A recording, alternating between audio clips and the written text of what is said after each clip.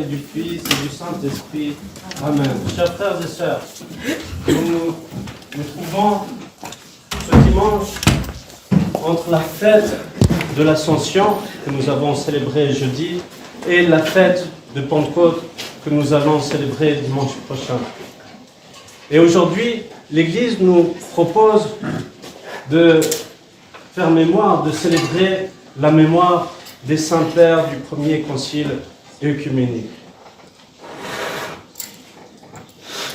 Si nous reprenons ce texte de l'Ascension, nous voyons qu'à la fin de ce passage de l'Évangile, il y a les apôtres qui voient le Christ monter dans les cieux. Et il nous est dit que, quant à eux, donc les disciples, les apôtres, s'étant prosternés devant lui, ils revinrent à Jérusalem en grande joie. En effet, nous devons être d'une certaine façon surpris. Pourquoi est-ce qu'il y avait cette joie? Parce qu'en effet, si nous voyons d'un côté très humain, nous voyons une séparation qui se fait. Et alors, on aurait dû être dans une certaine tristesse. Mais nous voyons que non, ces apôtres sont remplis de joie. Ils sont remplis de joie parce que d'une part, ils voient que Jésus-Christ, qui monte, qui va auprès du Père, est donc vraiment le Fils de Dieu, qu'il est vraiment Dieu. Et donc c'est une réjouissance, c'est une confirmation de tout cet espoir du salut, que Jésus n'est pas un simple homme, il est Dieu et homme. Et c'est pour cela qu'aujourd'hui, nous faisons mémoire des saints-pères du premier concile œcuménique qui ont lutté pour la vraie foi que Jésus est vraiment Dieu et homme, qu'il est vraiment le Fils de Dieu. Et c'est pour cela que nous sommes dans cette joie, que nous sommes dans cette commémoration. Nous avons reçu cette vraie foi à travers ces pères du premier concile œcuménique qui ont lutté, qui ont eu des moments difficiles pour justement transmettre la vraie foi. Ce qu'il faut comprendre, c'est que en étant baptisés orthodoxes, nous avons reçu cette foi, et cette foi est pour notre salut.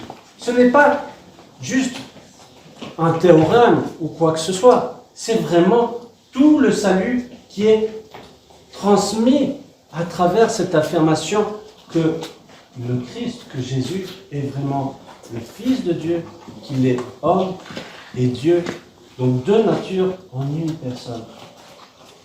Et que le Fils de Dieu est une des personnes de la Sainte Trinité. C'est pour cela que hier, durant l'office, nous avons pu aussi entendre cette théologie, non pas seulement du premier concile, mais des autres conciles œcuméniques, qui finalement se complètent l'un l'autre et se confirment l'un l'autre. Et il est important, c'est pour cela que à chaque fois que nous célébrons la liturgie, à chaque fois que nous célébrons un baptême, nous disons le symbole de foi. En quoi nous croyons? Je crois en un seul Dieu. Avant de recevoir la communion.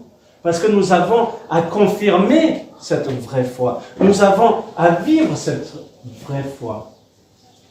Et nous voyons que, malheureusement, certaines fois, nous avons des égarements, comme nous le montre l'épître d'aujourd'hui, qu'il y a des loups qui essayent de nous détourner de cela. Alors faisons attention, soyons conscients que nous avons à recevoir, à accueillir cet enseignement des saints-pères et de confirmer cela par notre propre foi, par notre envie.